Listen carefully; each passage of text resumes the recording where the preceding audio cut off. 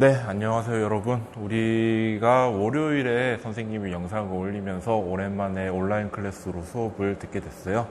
자, 다시 한번 알리는데요. 선생님은 윤리와 사상 수업 영상을 월요일에 올리고 또 목요일에 올릴 겁니다. 그래서 여러분들의 출석 체크도 월요일에 올린 영상은 다음 주 월요일까지 들어야만 출석이 인정이 되고요. 목요일에 올린 영상은 목요일까지, 그 다음 주 목요일까지 들어야만 출석이 인정이 되니까 반드시 그 요일이 다가오기 전까지 꼭 듣도록 하도록 합시다. 자, 그러면 선생님이 이 영상은 이제 목요일에 올릴 거니까 그 다음 주 목요일까지 들으면 되겠죠. 여러분들 꼭 잊지 말고 수업을 참여해서 출석에 불이익을 얻지 않도록 하길 바랍니다. 자, 그러면 이제 다시 지난 시간에 소크라테스를 하다가 말았는데 다시 소크라테스의 내용을 복습하면서 떠올려 보도록 합시다.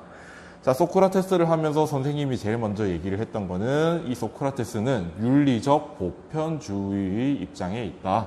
자, 윤리적 보편주의란 이 세상에는 보편적인 진리 또는 도덕적인 규범이 존재하기 때문에 우리가 인간은 이성을 통해서 그 보편적인 진리와 규범을 인식을 해야 된다라고 얘기를 했던 게 윤리적 보편주의였습니다. 자, 그리고 이 소크라테스는 덕과 정의, 자, 우리가 일상생활에서 정의로움을 추구하고 덕 있는 삶을 굉장히 칭찬을 하잖아요. 자, 그런데 소크라테스는 그런데 우리가 덕이란 무엇이지? 정의란 무엇이지? 라는 것에 대해서 생각을 하게 됩니다. 자, 그런데 이게 주관적이거나 또는 상대적인 덕이나 정의에 대한 내용이 아니라 모든 사람들이 동의할 수 있고 받아들일 수 있으면서 실천할 수 있는 것을 생각하고자 해요. 그래서 덕과 정의에 대한 보편적인 정의, 여기서는 데피니션이라는 뜻의 정의입니다.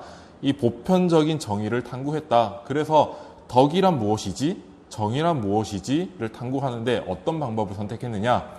다른 사람에게 질문을 던지고 또 대답을 통해서 상대방이 네가 알고 있는 지식은 참된 보편적 진리가 아니라는 것을 스스로 깨닫도록 하는 방법을 사용했다. 그 방법을 우리는 대화법 또는 문답법이라고 배웠습니다.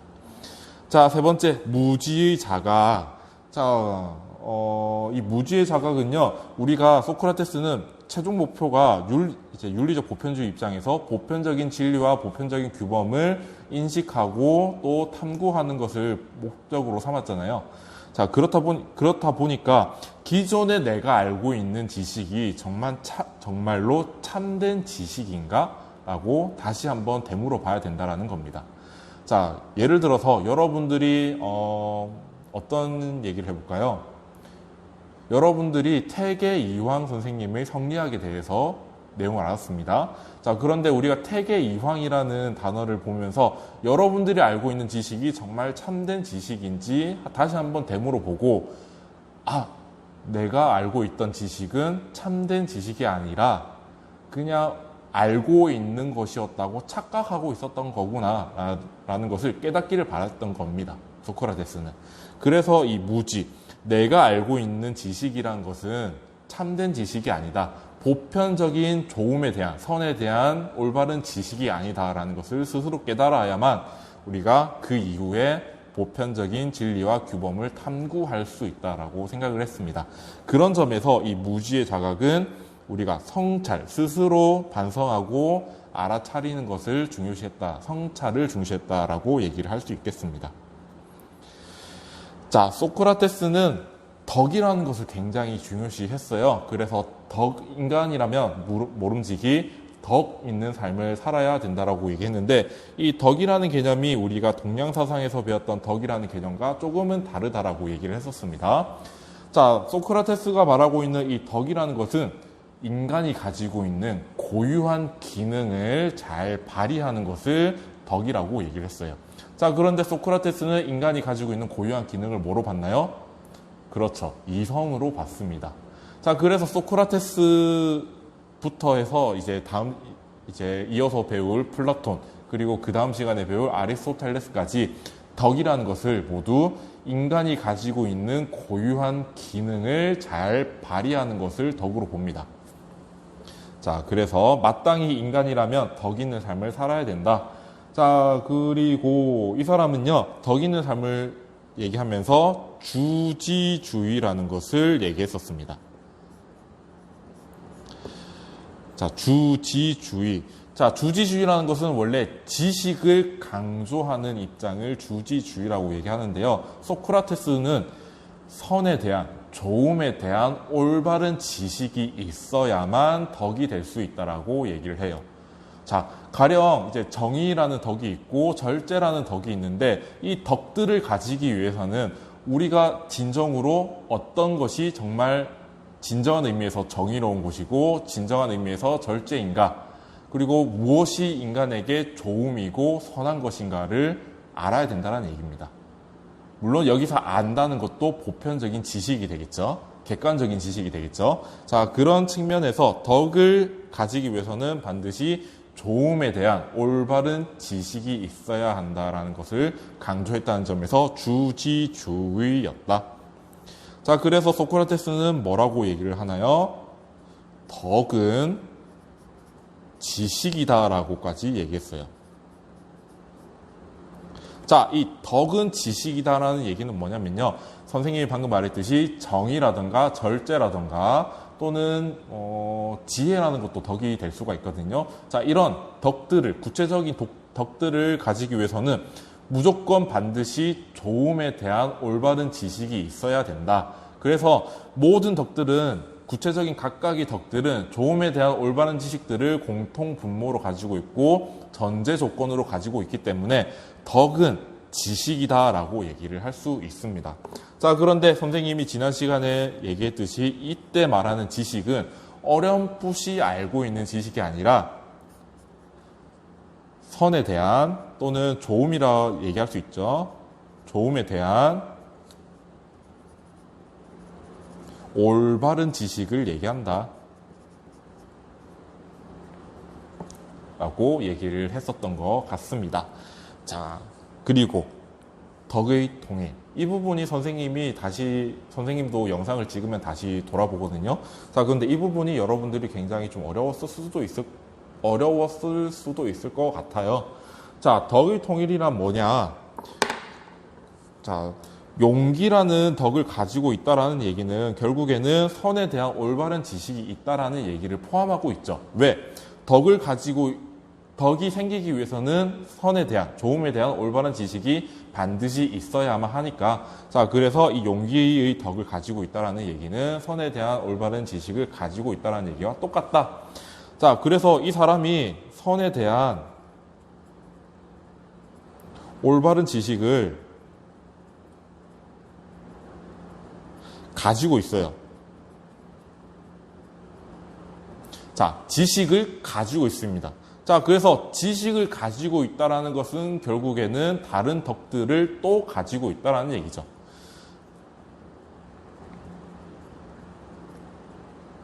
다른 덕들을 자, 그래서 어떤 사람이 용기의 덕을 가지고 있다라는 얘기는 선에 대한 올바른 지식을 가지고 있다라는 얘기가 되니까 용기의 덕을 가진 사람은 절제의 덕을 가지고 있다라는 얘기가 되는 것이고 또 정의의 덕을 가지고 있다라는 얘기가 되는 겁니다. 왜? 선에 대한 올바른 지식을 가지고 있다라는 얘기는 덕을 가지고 있다라는 얘기와 동일하니까. 자, 그런 측면에서 생각하면은 모든 덕들은 통일이 된다. 하나다라고 생각을 할 수 있겠습니다. 또 그러한 측면에서 여러 구체적인 덕들이 있잖아요. 용기의 덕도 있고 절제의 덕도 있고 정의의 덕도 있는데 이 구체적인 여러 가지 덕들에 반대되는 것은 오직 하나밖에 없다. 무엇이다? 무지. 자, 이때 말하는 무지라는 것은 선에 대한 올바른 지식이 없다라는 얘기가 되겠죠. 자, 이런 내용까지 우리가 지난 시간에 배웠던 것 같습니다. 자, 그러면 이번 시간에 지덕복 일치에 대해서 얘기를 해볼게요.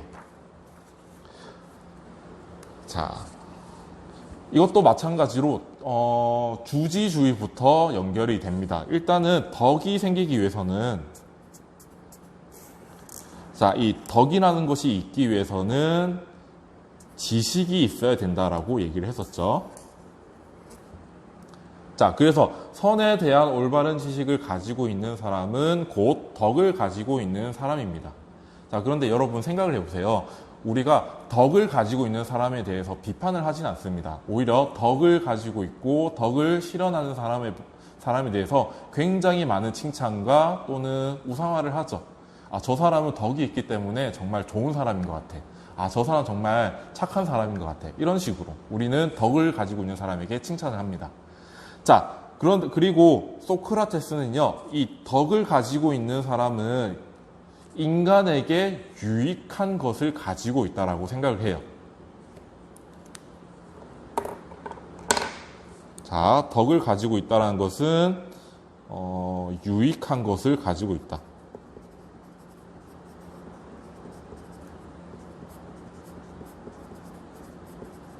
자, 왜 이렇게 얘기를 하냐면요. 소크라테스는 인간이라면 반드시 덕이 있는 삶을 살아야 된다라고 얘기를 하잖아요. 자, 그러면 인간다운 삶을 위해서라면, 삶을 살기 위해서는 반드시 덕이라는 것이 필요하다. 그러면 우리가 인간다운 삶을 얘기할 때는 덕을 가지고 있다는 것이 인간다운 삶을 위해서 유익하다라고 얘기를 할 수 있겠죠. 그래서 소크라테스는 덕은 유익한 것이고 좋은 것이다 라고 생각을 합니다. 자, 그리고 덕을 가진 사람은 유익한 것과 좋은 것들을 모두 가지고 있는 사람이기 때문에 어쩔 수 없이 필연적으로 행복할 수밖에 없다라고 생각을 해요. 자, 그러면 이 구조가 이해가 되나요? 자, 그래서 이런 얘기를 할 수 있는 거죠. 행복한 사람은 반드시 덕을 가지고 있는 사람입니다. 자, 그리고 덕을 가지고 있는 사람은 반드시 선에 대한, 좋음에 대한 올바른 지식을 가지고 있는 사람입니다. 자, 다시 그러면 이쪽 방향으로 이끌어 갈게요. 선에 대한, 좋음에 대한 올바른 지식을 가지고 있는 사람은 반드시 필연적으로 덕을 가지고 있는 사람이고, 덕을 가지고 있는 사람은 인간적인 삶을 살기 위해서 필요한 유익한 모든 것을 가지고 있기 때문에 행복한 사람이라는 것이 필연적으로 도출이 됩니다. 자, 그래서 우리는 이것을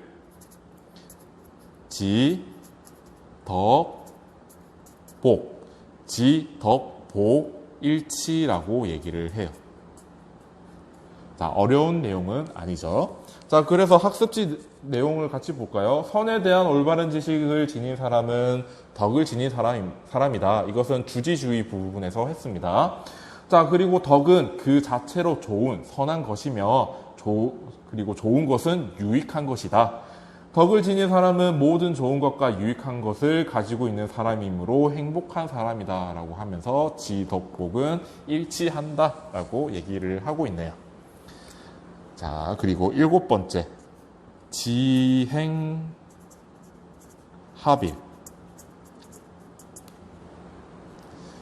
자, 이 지행합일은 여러분들 혹시 양명학 할 때 기억이 나나요? 자, 양명학에서도 우리 동양 양명학을 하면서도 지식을 가지고 있는 사람은 반드시 필연적으로 행하게 된다. 그래서 지식과 알미라는 것은 결코 두 가지 일이 아니라 하나의 일일 뿐이다 라고 생각하는 것이 지행합일이었습니다. 자, 소크라테스도 이와 유사한 생각을 하고 있어요. 자, 여러분들이 하는 행동은 모두 여러분들에게 유익하다고 생각을 하기 때문에 여러분들은 그런 행동을 할 겁니다. 비록 그렇게 유익하다라고 생각했던 것이 나중에 결과가 안 좋게 나타날 수는 있지만 그 행동을 하는 그 시점에서 생각했을 때 내가 이 행동을 하는 것은 나한테 이로움을 줄 것이라는 판단하에서 하는 것이 되겠죠. 자, 소크라테스도 그 점에 대해서는 굉장히 동의를 하고 있습니다.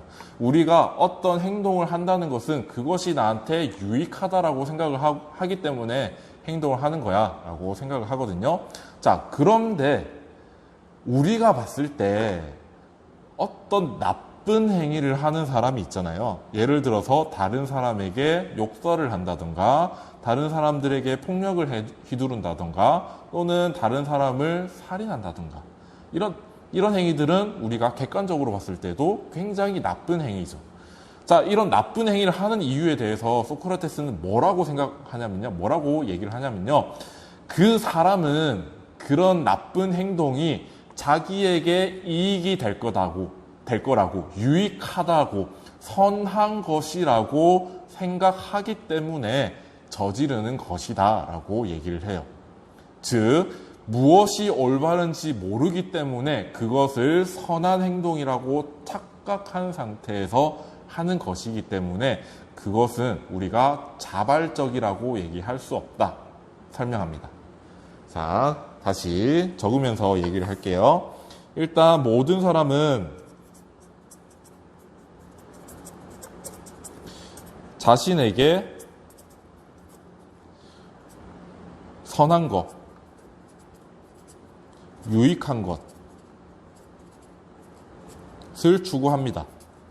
당연하겠죠? 여러분들 스스로 나한테 나쁜, 나한테 불리한 행동을 선택해서 행동하려고 하지는 않잖아요.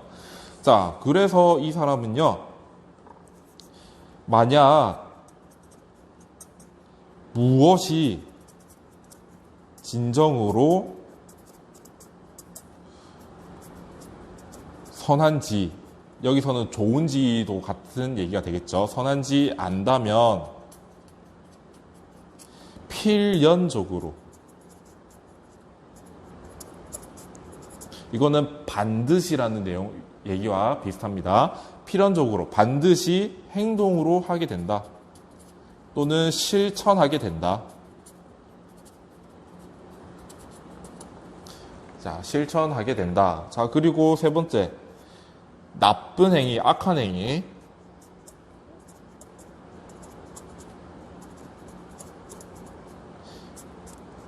이것은 내가 이 사람, 이제 악한 행위나 나쁜 행위를 하는 사람이 이 행동이 선한 행동이라고 착각하고 있는 거예요. 그래서 이 사람은 스스로 생각에 나는 착한 행동을 하고 있어라고 하고 생각하는 그런 상태인 거죠. 자, 그래서 이것은 무지의 결과이다.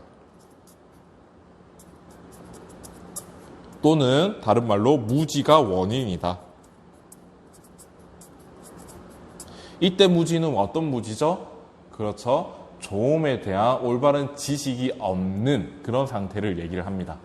자, 그래서 나쁜 행위라는 것은 무엇이 진정으로 올바르고 선한 것인지 모르는 상태로부터 나타나는 것이기 때문에 비자발적입니다. 스스로 행동한 것이라고 생각할 수 없다라는 거죠. 자, 그래서 스스로 행동한 것이라고 생각할 수 없기 때문에 우리는 그에 대해서 책임을 묻기도 어렵다라고 생각을 하는 게 소크라테스의 지행합의 내용입니다. 핵심은 이거 두 번째예요. 만약 무엇이 진정으로 선하거나 좋은지 알고 있다면, 올바른 지식을 가지고 있다면 인간은 필연적으로 그런 행동을 하게 된다, 하게끔 되어 있다 라는 내용이 이번 핵심 내용입니다. 어려운 내용이 아니죠. 자, 이렇게 해서 여러분들 소크라테스에 대한 전반적인 내용은 다 다룬 것 같아요. 그래서 이렇게 우리가 이제 인류의 4대 성인이라고 부르는 소크라테스의 사상을 배웠고, 여러분들은 이제 다른 사람에게 가서 야, 너 인류의 4대 성인 중에 소크라테스가 왜 4대 성인으로 불리는지 알고 있어? 라고 물어볼 수 있는 거죠. 윤리라는 과목이 좋은 점, 약간 아는 척을 할 수 있다는 점, 그게 좋은 것 같아요. 자, 아무튼 이렇게 해서 소크라테스는 끝났고요. 자, 그러면 이어서 플라톤 사상에 대해서 해보도록 합시다. 자, 이 플라톤이라는 사람에 대해서 간략히 언급을 하자면요, 소크라테스의 제자였습니다. 자, 그리고 소크라테스는 이제 스스로 책을 만들지 않았잖아요. 그런데 이 플라톤은요, 소크라테스의 제자로서 소크라테스가 다른 사람들과 논쟁을 하는 모습을 보고 듣고 하면서 그 장면을 책으로 씁니다. 자, 그래서 우리는 그런 책을 여러 번 쓰거든요. 그런 책 시리즈를 우리는 대화편이라고 얘기를 해요. 자, 그래서 우리는 소크라테스의 사상도 플라톤의 대화편을 통해서 알 수 있는 거고요. 나중에 이제 소크라테스가 죽고 나서 이후부터는 이제 플라톤이 스스로 생각한 것에 대해서 대화편을 쓰기 시작합니다. 물론 주인공은 여전히 플라톤이 아니라 소크라테스라는 이름으로 나오게 됩니다. 그래서 이제 책의 내용을 보면 소크라테스이지만 이 내용은 플라톤이라고 학자들은 생각을 하게 돼요. 자, 그리고 이 플라톤은요, 굉장히 부유한 집에서 자랐다 정도? 별로 불필요한 내용이긴 한데 그랬다고 합니다. 자, 그럼 플라톤의 사상에 대해서 들어가 보도록 합시다. 오늘 발음이 계속 보이네요. 자, 플라톤 여기 적어주고, 첫 번째, 자, 학습지 보더라도 첫 번째가 나오는 게 이원론적 세계관입니다.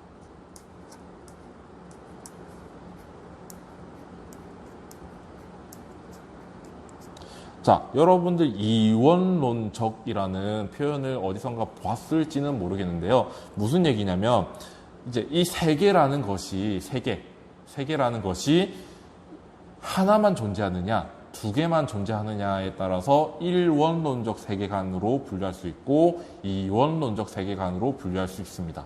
자, 이원론적 세계관은요, 세계라는 것이 두 가지로 쪼개져 있다라고 생각하는 것이 이원론적 세계관입니다. 자, 그래서 이 사람은요, 첫 번째로는 이데아계라고 얘기를 하는 세계를 얘기해요. 또는 이제 형상계라고 얘기를 하기도 합니다. 자, 여러분들, 그 영어 단어 중에 아이디어 있죠? 이게 여기서 나온 단어입니다. 자, 이데아계가 어떤 거냐고 물어보기 전에 이데아에 대해서 먼저를 얘기해야 될 것 같은데, 자, 플라톤에 있어서 이 이데아는 가장 핵심 개념이기 때문에 여러분들 반드시 알아놔야 됩니다. 자, 이 이데아는요, 우리 유교 사상으로 치면 리 기억나죠? 성리학에서 배웠던 리. 그런 원리라든가 또는 본질을 얘기합니다.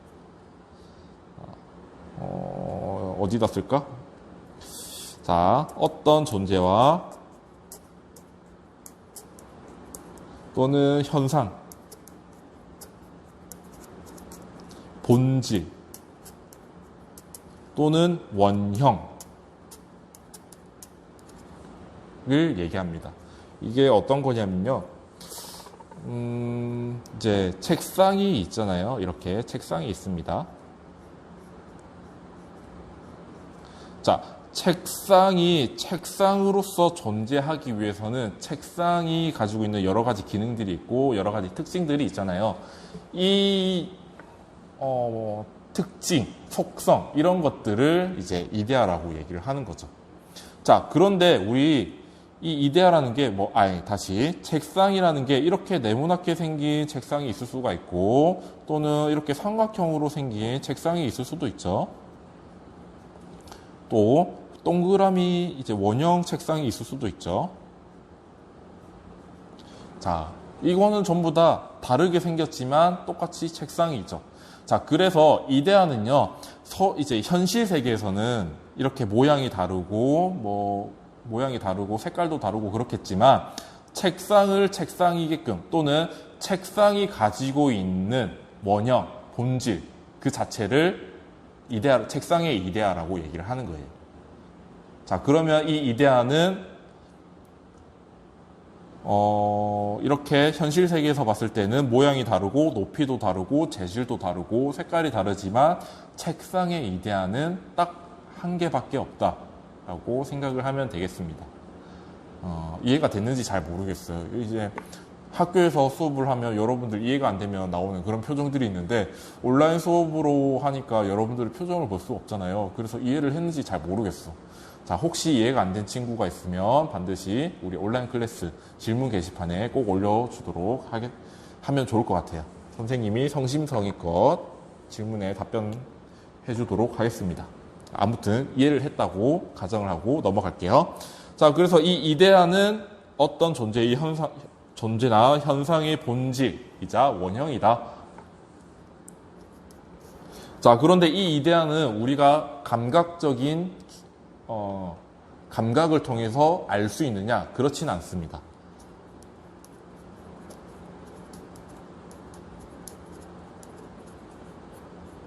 자, 우리 성리학에서 이치라는 것도 눈으로 볼 수 있는 건 아니었죠. 이치는 눈으로 볼 수 있는 게 아니었습니다. 마찬가지로 이데아도 눈으로 보거나 귀로 듣거나 할 수 있는 것은 아니에요. 무엇을 통해서 그러면 알 수 있는가? 이성을 통해서. 통해 인식하는 겁니다. 아는 거죠. 자, 그리고 이 이데아라는 것은 그러면 여태까지 내용을 살펴봤을 때 이데아라는 것은 플라톤이 추구하는 것일까요? 아니면은 이것을 배척해야 된다라고 얘기하는 것일까요? 당연히 본질이고 원형이기 때문에 우리가 추구해야 되는 것이라고 생각을 하겠죠. 자, 인간을 인간이게끔 만들어주는 그런 이데아가 있을 겁니다. 그 이데아를 추구해야만 인간이 인간다운 삶을 잘 실현할 수 있는 게 되겠죠. 자, 그래서 이 이데아는요, 인간이 추구해야 할 궁극적인 목표입니다. 목적이라고 얘기할 수 있겠네요. 자, 그래서 인간은 이 이데아를 이성을 통해서 인식하고 실현해야 된다라고 생각을 할 수 있겠습니다. 자, 네 번째. 자, 그러면 이 이데아는 이제 현실 세계의 구체적인 사물들이 사라지면 이데아도 사라지나요? 자, 여러분들의 교실에 있는 책상이 사라진다고 해서 그 책상이라는 개념 자체가 사라지나요?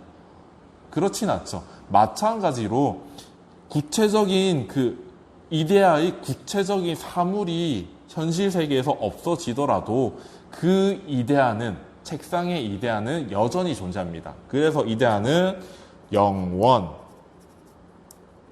불멸하고 또 불변, 변화하지 않는다라는 거예요. 오케이? 그래서 이데아는 가장 이상적인 것이다 라고 생각을 하고, 이 이데아들이 모여있는 세계가 이데아계입니다. 이데아 세계, 이데아계예요. 자, 그리고 이 이데아 중에서도 여러분들이 꼭 기억을 해야 되는 게 있는데, 조음. 여기서도 선이랑 똑같은 얘기가 됩니다. 조음의 이데아 라는 것이 있습니다. 자, 이 이데아는요, 다른 구체적인 이데아들보다는 좀 특수한 이데아인데요. 이 조음의 이데아는 이데아가 이게끔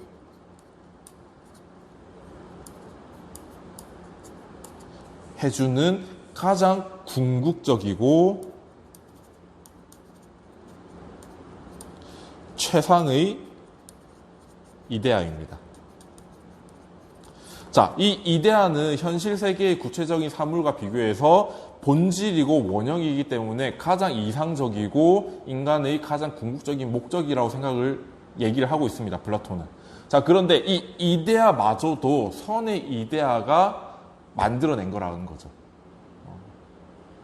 자, 그래서 이 조음의 이데아가 정말 최상위, 이데아들이 여러 가지가 있겠지만 이데아들 중에서 가장 높은, 가장 최상위에 있는 이데아라고 이해를 하면 될 것 같아요.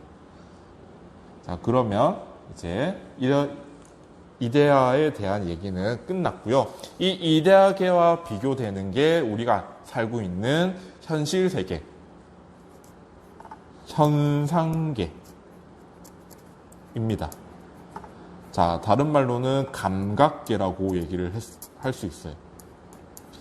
자, 왜냐하면 이 현상계는요, 여러분들이 지금 실제로 살고 있는 것처럼 눈을 통해서 볼 수 있고, 귀를 통해서 들을 수 있고, 코를 통해서 냄새를 맡을 수 있는 그런 세계거든요. 자, 그래서 이 현상계는 어떤 특징을 가지고 있느냐. 첫 번째가 자, 이 내용이 중요한 것 같아요. 이데아를 모방한 불완전한 세계. 자, 여러분은 완전함과 불완전함을 이제 얘기할 수 있을 때 기준으로 삼을 수 있는 게 변화하느냐 또는 소멸하느냐 안 하느냐, 그것을 삼을 수도 있습니다. 자, 이데아는 영원 불멸이고 불변이었죠. 그래서 이데아는 이상적이고 궁극적이고 완전하다라고 얘기를 할 수 있습니다. 자, 그런데 여러분들 실제로 살고 있는 현상 세계에서는 영원 불멸한 게 있나요? 변하지 않는 게 있나요? 자, 여러분들 쓰고 있는 책상이, 여러분들 보고 있는 핸드폰은 언젠가 쓰다 보면 망가지고 부서지고 없어집니다. 자, 그런 측면에서 봤을 때 이 현상 세계는 불완전하다는 거죠. 자, 그런데 이 불완전한 현상계는 무엇을 모방한 세계냐? 이데아를 모방했다. 그래서 이 현상 세계는요, 그림자와 같은 세계입니다.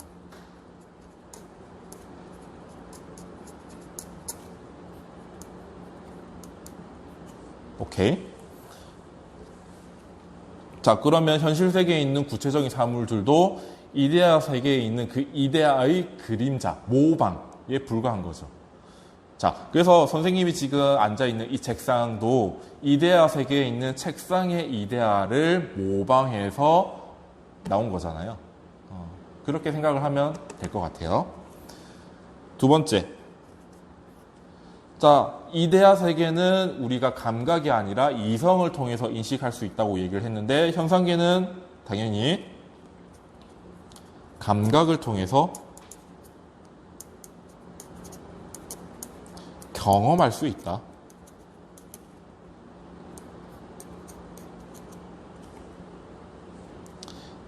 자, 세 번째. 자, 세 번째는, 자, 이데아를요, 이 현상 세계에서는요, 이데아를 완전히 100% 있는 그대로 모방할 수는 없어요. 어딘가 모르게 부족하다는 거죠. 그래서 불완전한 거예요. 자, 아까 말했잖아요. 완전한 것은 불멸이고 불변입니다. 자, 그런데 현상 세계에 있는 것들은 이제 한계가 있잖아요. 이 나무가 100년, 1000년 있으면 썩겠죠.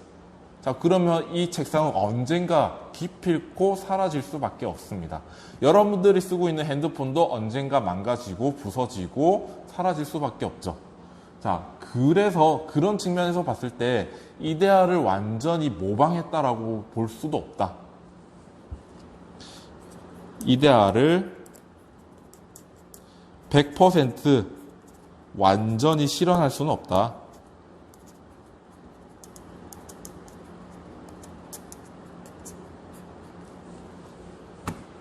이렇게 얘기를 할 수 있겠습니다. 자, 선생님, 그런데 아까 이 이성을 통해서 이데아를 인식하고 이데아를 실현해야 된다라고 얘기를 했잖아요. 근데 왜 여기서는 이데아를 100% 완전히 실현할 수 없다라고 보나요? 라는 질문을 가질 수가 있겠죠. 자, 이데아를 가급적 있는 그대로 실현하려고 노력해야 한다라는 얘기이지, 완전히 100% 실현할 수는 없다라는 얘기예요. 그래서 이 말은 맞는 거죠. 이데아를 실현해야 한다. 이 말은 맞는 거죠.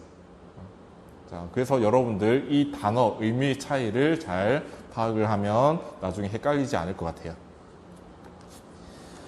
자, 이렇게 해서 이제 이데아계와 현상계를 살펴보면서 플라톤의 이원론적 세계관을 살펴보았습니다. 자, 여러분들 혹시 윤리와 사상을 이제 수능에서 치는 친구들은 이 이데아계는 반드시 알고 있어야 되고요. 이 플라톤 사상은 나중에 이제 3학년에 올라가면 생활과 윤리에서도 계속 나오는 내용이기 때문에 반드시 잘 기억을 하고 정리를 잘해서 올라가면 많은 도움이 되지 않을까 생각이 듭니다. 자, 그러면 이제 진짜로 플라톤이 하고 싶은 얘기를 해볼게요. 자, 이 사람은 정의로운 것을 이제 정의. 이때 말하는 정의는 저스티스. 이 정의로움을 국가에서도 실현을 하고 싶고 인간에게도 인간 개인적인 영혼, 인간의 영혼 안에서도 이 정의로움을 실현시키고 싶어 해요. 그래서 국가라는 책을 쓰거든요. 굉장히 두꺼운 책입니다. 한 두께만 해도 선생님이 가지고 있는 두께만 해도 저는 한 10cm쯤 되는 것 같아요. 이 국가라는 두꺼운 책을 통해서 인간의 영혼, 인간 개인의 영혼이 정의로운 것과 국가가 정의로운 것은 굉장히 유사한 형태를 띠고 있다라고 생각을 해요. 자, 그래서 그 내용을 선생님이 얘기를 하겠습니다. 자, 먼저 이 사람은요, 인간의 영혼은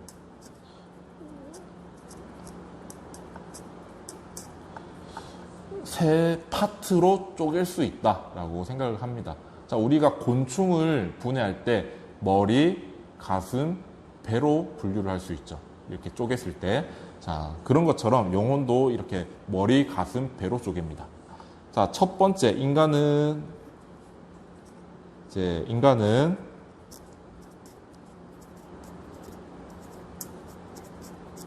영혼은 이성, 기계, 욕구로 구성되어 있다. 자, 이성은 알겠죠? 자, 기계라는 것은요, 여러분들이 어떤 것을 볼 때 분개하고 화내고 이런 약간 격정적인 감정, 그런 것으로 생각을 하면 될 것 같아요. 자, 욕구는 여러분들이 알고 있는 욕구 그대로 생각을 하면 되겠습니다. 자, 인간의 영혼은 이렇게 이성과 기계와 욕구로 구성되어 있다. 그리고 이 이성과 기계가 욕구와 이렇게 세 개로 구성이 되어 있는데, 이게 좀 나중에 이거는 다시 나올 거예요. 개인마다 다른 비율로 소유하고 있어요. 무엇을? 이성과 기계와 욕구를. 자, 그래서 어떤 사람은 이성적인 능력이 굉장히 높은 친구가 있을 수가 있고, 이성적인 능력은 좀 낮지만 기계적인 능력은 좀 높은 그런 친구들이 있을 수가 있죠. 자, 이렇게 개인마다 다른 비율로 소유하고 있다는 것은 나중에 국가 파트 할 때도 다시 얘기하겠습니다. 자, 그리고 그러면 여기서 이성과 기계와 욕구로 구성이 되어 있는데, 여기서 핵심은 이성이에요. 자, 이 이성이 뭘 하느냐? 기계를 통제하고 욕구를 통제합니다. 자, 이렇게 해서, 자, 이성이 기계를 통제를 안 하면 어떤 일이 생기느냐? 자, 기계라는 것은요, 내가 두려워할 것에 대해서 두려움을 느끼고 도망가거나 피하거나 그럴 수 있을 때 진정한 용기라고 얘기를 할 수 있어요. 자, 그게 진짜 기계를 잘 발휘하는 겁니다. 자, 그런데 기계라는 것을 잘 발휘하지 못하면요, 어떤 일이 생기냐? 내가 화내지 않아야 될 대상에게 화를 내거나 폭력적인 행위를 해야 하지 않을 사람에게 폭력적인 행위를 한다거나 그런 행동을 할 수도 있게 되는 거죠. 또 이성이 욕구를 잘 통제하지 못하면 어떤 일이 일어나느냐? 욕구해서는 안 될 것들까지도 욕구하게 된다는 거죠. 그래서 플라톤이 생각하기에는 인간은 이 이성적 능력을 가지고 있으니까 이성을 통해서 기계와 욕구를 잘 통제해야 된다. 그리고 기계와 욕구는 이성의 통제를 잘 따라야 된다라고 생각을 합니다. 이성은 기계, 욕구를 잘 통제해야 된다.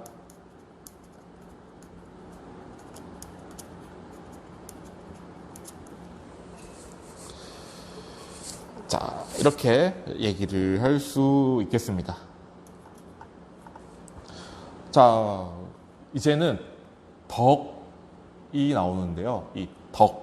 자, 아까 선생님이 소크라테스는 인간의 고유한 기능을 잘 발휘하는 것을 덕이라고 얘기했잖아요. 자, 이때 플라톤은요, 이성이 잘 발휘하는 것을 지혜의 덕이라고 얘기를 합니다. 또 기계가 잘 탁월하게 훌륭하게 발휘하는 것을 용기라고 합니다. 자, 욕구가 탁월하게, 훌륭하게 잘 발휘하는 상태를 절제라고 합니다. 오케이? 여기까지는 따라올 수 있겠죠? 자, 그래서 잘 발휘하는 것을 각각 지혜, 용기, 절제라고 얘기를 할 수 있어요. 이거는 뒷페이지 써야 되겠네. 자, 그래서 여기 이성이 지혜가 되고, 기계가 용기가 되고, 욕구가 절제가 됩니다. 자, 그러면 우리는 이제 지혜라고 부를 수 있는 그런 덕의 상태는 어떤 때냐? 이성을 통해서 이데아, 이제 구체적인 사물들의 이데아, 그 본질, 형상, 그것들을 잘 인식하는 거죠. 또 국가에 있어서의 국가 전체의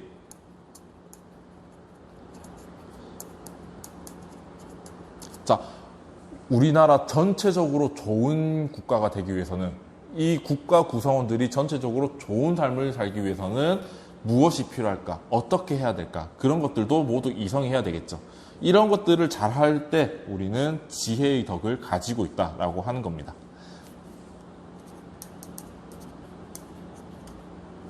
그래서 이성은 학습지 볼게요. 지혜는 이성을 통해 현상계에 존재하는 사물, 현상의 본질을 인식하고 개인의 영혼 또는 국가 전체에게 좋은 것을 인식하는 등 이성을 탁월하게 발휘하는 습관적 품성. 항상 이렇게 한다라는 거예요. 습관적이라는 것을. 내가 무의식적으로라도 자동적으로 그렇게 한다라는 거예요. 자, 그리고 용기. 자, 이 용기라는 건요, 이성의 통제를 잘 받아서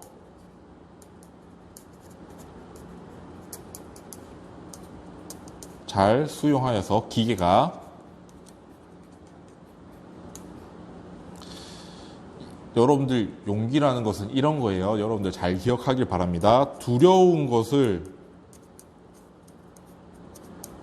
두려워해야 할 것을 두려워하고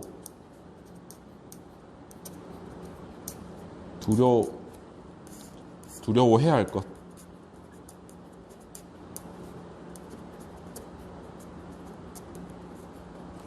하고 두려워하지 말아야 할 것을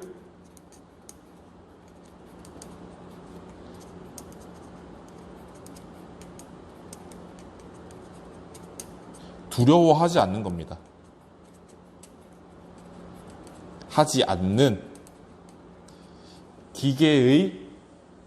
기계가 탁월하게 발휘하는 습관적 품성을 용기라고 하는 거죠. 자, 이 절제. 여러분들 근데 이 절제는요, 잘 기억을 하길 바래요. 선생님이 여기 욕구의 덕을 절제라고 얘기를 했는데요. 이 절제는요, 사실 플라톤의 영혼 3분설은 이렇게 평면적이진 않아요. 굉장히 입체적이거든요. 뭐 어떤 식으로 얘기하냐면 이성 안에서도 또 욕구가 있고 이성 안에서도 기계가 있고 욕구가 있고 기계 안에도 이성과 뭐 어쩌고저쩌고 막 그렇게 얘기하거든요. 자, 아무튼 선생님은 최대한 쉽게 설명할게요.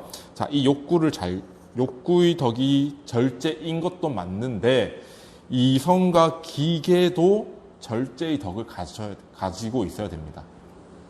설명할게요. 자, 먼저 욕구가 이성의 통제를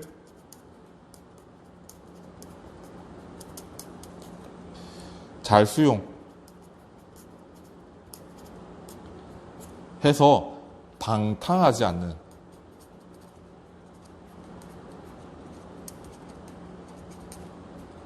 습관적 순성. 이게 욕구의 덕으로서 절제입니다. 자, 그런데 여러분들 학습지 보도록 할게요. 절제 두 번째 동그라미 보면 절제의 덕은 욕구의 덕일 뿐만 아니라 이성과 기계가 지녀야 할 덕이기도 하다. 그래서 이성도 절제의 덕을 가지고 있어야 되고 기계도 기계도 절제의 덕을 가지고 있어야 되는 겁니다. 자, 이성은 지적 유의에만 빠지지 않도록 절제해야 한다. 플라톤이 생각하기에 이제 이성적 능력이 뛰어난 사람은요, 약간 그런 지적인 탐구를 하면서 느껴지는 희열 같은 거, 그런 게 있을 수가 있거든요. 우리랑 좀 다른 얘기 같지만 우리는 딱히 그렇진 않죠. 공부라고 하면은 굉장히 머리 아프고 힘들고 피곤하고. 그런데 아무튼 그런 것들을 느끼는 사람이 있대요. 자, 이성적 능력이 뛰어난 사람들은 그런 지적인 놀이에 대해서 빠지기 쉽기 때문에 그렇게 하지 않기 위해서는 어느 정도 이성도 절제할 줄 알아야 된다. 이때 이성이 절제한다는 것은 이데아를 인식하고 개인의 영혼에 있어서 무엇이 좋은지, 국가 전체에 있어서 무엇이 좋은지에 대해서 인식하고 그것을 실현하는 것. 그렇게 되어야 한다라는 얘기죠. 자, 기계도 절제가 없으면 어떻게 된다? 두려워해야 하는 것임에도 불구하고 두려워하지 않거나, 두려워하지 않아야 될 것인데도 두려워하거나, 또는 내 주변 동료들, 여러분들 친구들에게 분개해서 적대감을 형성을 하거나 또는 폭력을 휘두른다거나 그런 형태로 나올 수가 있다는 거죠. 그래서 이 절제는 욕구의 덕이기는 하지만 그 이성과 기계도 갖추고 있어야 된다라는 것을 잘 기억을 해주었으면 좋겠습니다. 자, 이렇게 지혜, 용기, 절제의 덕에 대해서 얘기를 했는데요. 이 지혜, 용기, 절제의 덕이 한 개인의 영혼 안에서 다 드러나고 서로 조화를 잘 이루면 어떤 덕이 형성이 되느냐? 정의라는 덕이 만들어집니다. 한 개인의 영혼에서. 지금 우리는 한 개인의 영혼에 대해서 얘기하고 있잖아요. 자, 그래서 이 정의는 한 개인의 영혼에서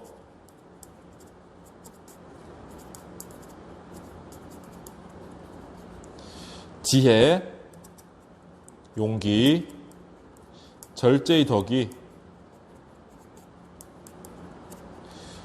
조화와 균형을 이룰 때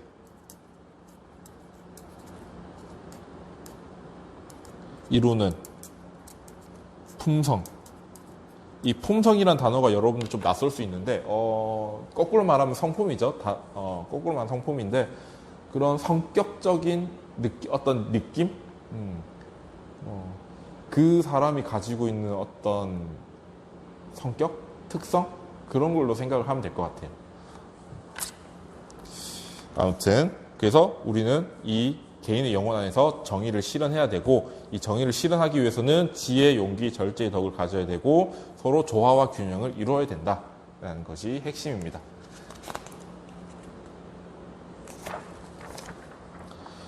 자, 지금 48분을 넘어가고 있는데 정의로운 국가에 대해서만 하면 사실 플라톤의 내용은 끝나거든요. 자, 그런데 이 파트가 조금 생각보다 길어요. 그래서 선생님은 오늘은 여기까지 하고 다음 시간에 플라톤 수업 영상을 나머지 영상을 올리도록 하겠습니다. 자, 그러면 지금까지 듣느라 고생이 많았고요. 다음 시간에 보도록 하겠습니다. 안녕.